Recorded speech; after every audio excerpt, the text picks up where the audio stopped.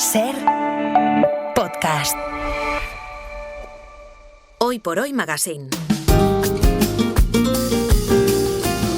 Ser podcast. ¿Conoce la historia de los dos seminaristas a los que les gustaba fumar?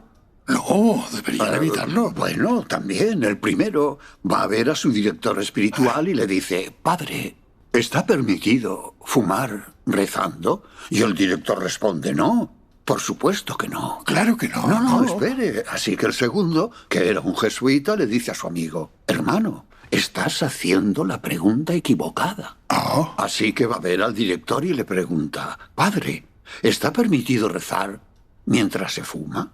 Sí. Rezar y fumar al mismo tiempo. Es un chiste. Un chiste tonto.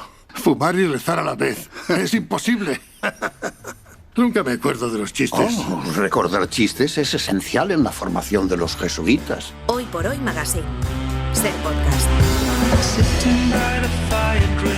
A veces el cine nos da las claves para entender la vida y las películas pueden acercarnos un poquito más a realidades ocultas, procurando despejar esas incógnitas y para ayudarnos a descifrar la realidad a través de la pantalla. Está aquí como cada jueves el profesor Ocaña, Javier Ocaña, buenos días. Muy buenos días. Mira, estos días tras la muerte del Papa se está hablando mucho de Cónclave.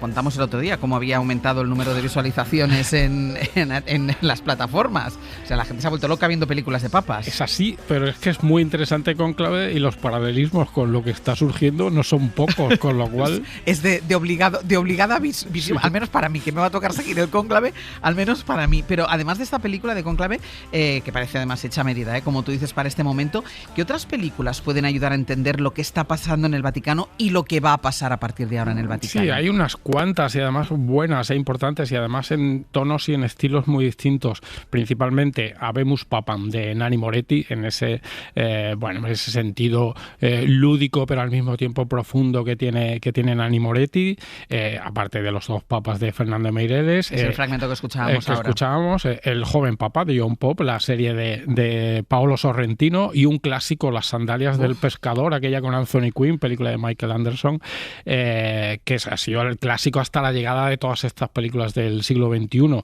Y luego hay una película muy curiosa, que es importante, no es sobre exactamente el papa, pero sí que es sobre el proceso desde el sacerdocio hasta ser cardenal, de una película de Otto Preminger de los años 60 que se llama El Cardenal, que ahí la curiosidad es muy bonita, y es que uno de los asesores de esa película fue un tal Joseph Ratzinger, posterior Benedicto XVI, cuando era un joven teólogo de 30 y tantos años en Alemania, y fue asesor de esa película. Qué bueno, pues busquen, porque hay muchas y además muy buenas películas sobre el Vaticano y sobre el Papa, aunque la que más se acerca al proceso que vamos a vivir ahora es Cónclave.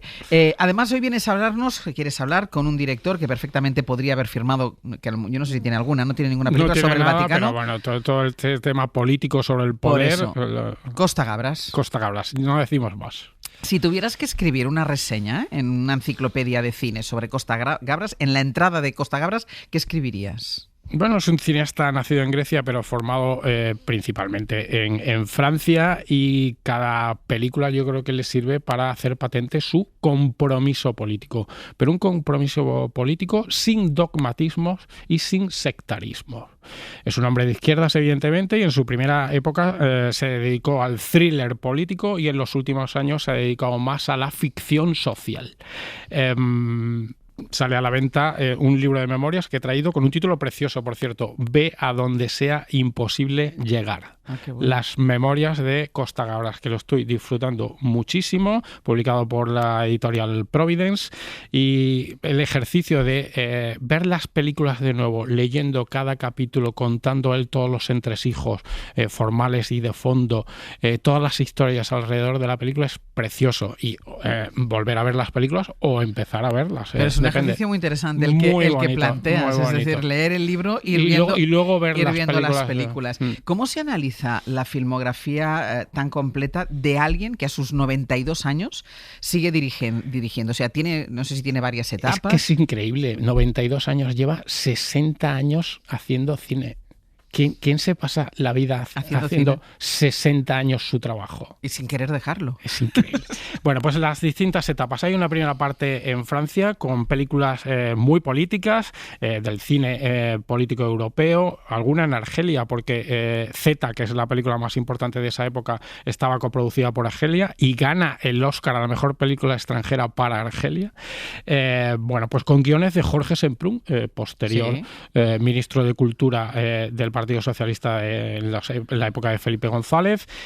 Bueno, pues destacan Z, sobre la dictadura de los coroneles en Grecia, aunque nunca se decía exactamente el lugar donde se ambientaba, pero quedaba clarísimo, pero podía ser en muchos sitios, porque la CIA y los desmanes de la CIA han ocurrido en muchos países. Luego La confesión, que es una brutal crítica de el estalinismo, de sus purgas, de sus torturas, de sus condenas en la Checoslovaquia de 1952 y los juicios de Praga. Y Estado de sitio, que era sobre los tupamaros en Uruguay y también sobre los desmanes de la CIA. Esas son las principales de la primera etapa. Luego hay una segunda etapa en los 80 y en los 90 con películas americanas rodadas en Estados Unidos y financiadas en Estados Unidos, como Missing, Desaparecido, mítica película sobre Chile, El sendero de la traición, La caja de música, que era maravillosa, con Jessica Lange y su padre y el pasado fascista de su padre, Mad City, y luego una última etapa más social, también con mezcla de cine político, con películas muy importantes como Amén, como Arcadia, como El Capital o como la que hoy se estrena, que está muy bien. Siempre cine político y social. Sí, siempre. No ha tenido ningún atajo por ahí para desviarse.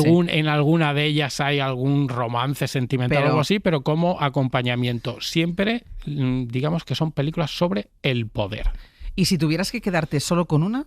Que es muy difícil, ¿eh? Es muy difícil. Probablemente la mayoría de la gente se quedara con Z, que es la película fundamental de esa primera etapa. A mí, te tengo que confesar que me afectó mucho cuando la vi de joven, La confesión, que es la de las torturas estalinistas en Checoslovaquia. Es una película que me sobrecogió muchísimo y que he vuelto a ver más o menos repetidamente para trabajo y cosas así, y que me sigue sobrecogiendo muchísimo. ¿Y qué hay que hacer para hacer buen cine político y social? ¿Hay que elegir bien el momento? ¿Hay que ser crítico? Hay que no ser un sectario. Él es un hombre de izquierdas, clarísimamente de izquierdas, pero un hombre de izquierdas que todavía con el comunismo y cuando estaba muy mal visto, ojo, que no solo estaba mal visto, es que te purgaban directamente, hablar mal del comunismo y de la Unión Soviética en los años 60 dentro de la izquierda, hizo una película como La confesión, que fue súper polémica en todos los países comunistas y en los países occidentales donde evidentemente había partido comunista. Y además escrito por Jorge Semprún, que había pasado por el Partido Comunista y se había tenido que salir. Yo creo que los mejores cineastas políticos son los que hacen crítica de los aspectos más negativos de los suyos. Claro. Esa es la clave. Esos son los grandes cineastas políticos. No criticas no critican a los contrario. otros, que eso es lo fácil. Eso es lo fácil. Y a sus 92 años, como decíamos, Costa Gabras estrena nueva película. Nadie quiere creer realmente en su propia muerte y todos le tenemos pánico. Siempre hay que decirle la verdad a aquel que la pide. Está lleno de vida, hay más risas que lágrimas. Qué bello oficio. Haces humano algo que puede no serlo. No es verdad. Esta mañana he invitado a Fabrice Toussaint. ¿Le interesa lo que hacemos? Prometo ser lo más discreto posible. En 20 años habrá más de 4 millones de personas que merecen una muerte digna. ¿Qué propone usted? Yo soy un observador. Yo observo e informo. Se titula El último suspiro, parte de un diálogo. Parte de un diálogo, es una adaptación de un libro escrito a cuatro manos entre un filósofo, Regis Debray, y un médico de paliativos, de cuidados paliativos. Entonces es una sucesión de diálogos muy bien conformada es muy interesante, entre un pensador y un científico. Entonces esa mezcla del pensador y el científico me parece apasionante y giran en torno, evidentemente, a la muerte, a los cuidados paliativos, a la muerte digna, a la verdad médica con los enfermos, a la calma ante la muerte, a la familia que se queda, a los cuidados también de la familia, también a la religión, a la fe. De todos esos temas. ¿Y cómo se cuenta la parte menos filosófica, la parte más fría, más dura, en el acercamiento a la muerte? Se habla, por ejemplo, de la influencia médica en la economía y de la influencia de la economía en la medicina. Se habla de, por ejemplo, de que 1/3 de los medicamentos que se recetan no tienen efecto. Eso se dice textualmente en la película. Se habla de cómo los enfermos dan miedo a los médicos y que eso de quitar medicación se suele ver como algo malo. Se habla del dolor físico, del psicológico, de cómo aliviarlo. Hay una frase que me encanta que se trata de hacer soportable lo inaceptable, que es la muerte. ¿Cómo aceptar algo que es imposible de aceptar? Que es imposible de aceptar. Y no deja de ser curioso que salen que tienen 92 años, es decir, que está más cerca de ese final, de eso que es inaceptable. Es muy coherente, en realidad. Claro. Que alguien de 92 haga una película pero consigue así. Transmitir buen rollo, ¿no? Pero consigue ser una película... Ojo, no es una película solo terrible. Es una película muy bella y muy terrible. O muy terrible, pero muy bella. A ver, porque existe la muerte, la vida es como es, así de placentera. Hay otra frase que me gusta mucho que dice: hay que estar vivo para morir.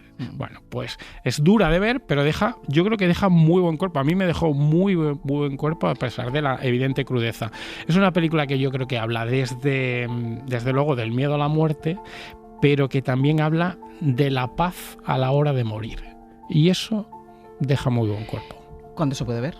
Mañana en cines. O sea, se estrena mañana en cines. El último suspiro, el último trabajo a sus 92 años. O sea, a sus pies de Costa Gabra. Exacto, rendidos estamos esta mañana. Y teníamos mucho que hablar de él, pero nos da tiempo a cerrar la sesión de cine con la crítica bajo demanda, que es la crítica que ha querido y que ha pedido, que pide algún oyente del programa, que llama al 638-313466 y nos deja una nota de voz dando el título de una película, el comentario que quiera y además pidiéndole a Javier Ocaña que le haga la crítica a esa película, que no tiene por qué ser, puede ser, pero no tiene por qué ser una película actual, reciente, puede ser de la historia del cine, vamos, hasta de cine mudo. Hoy la nota de voz es esta. Hola, buenos días a todos. Mi nombre es Marian Salgado y me gustaría que el profesor Ocaña, Javier Ocaña, hiciera una crítica sobre una película muy especial para mí que se llama ¿Quién puede matar a un niño?, de Chicho Ibáñez Serrador. Tengo un papel muy pequeñito en esa película, hace muchos años de ella, pero le tengo un cariño tremendo y me gustaría saber si él la considera también como un hito en la historia del cine de terror en España. Gracias. ¿Quién puede matar a un niño? Antes Pepe Rubio ha dicho que él la vio cuando era un niño y que le afectó una barbaridad. No me extraña.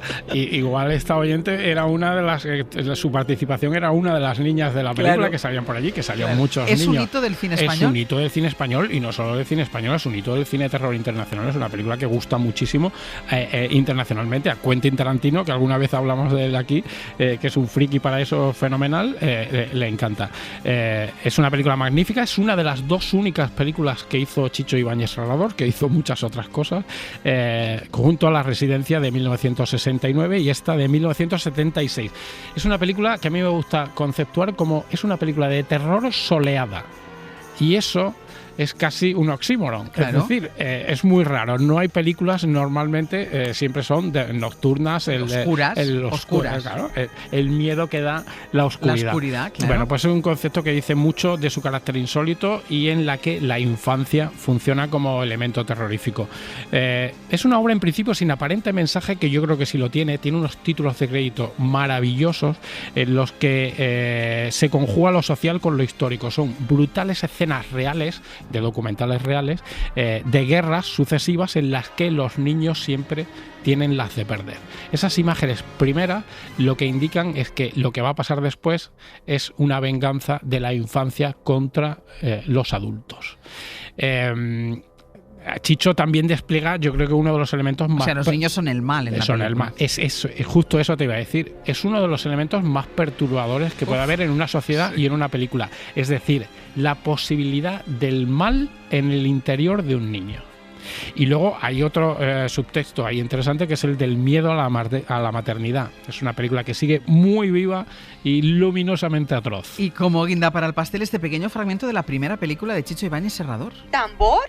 Sí, mami. ¿Qué es lo que tu padre te ha dicho? ¿Su primera película es Bambi? Es Bambi, es su primer trabajo audiovisual. Él tenía, pues te voy a decir, 8 años.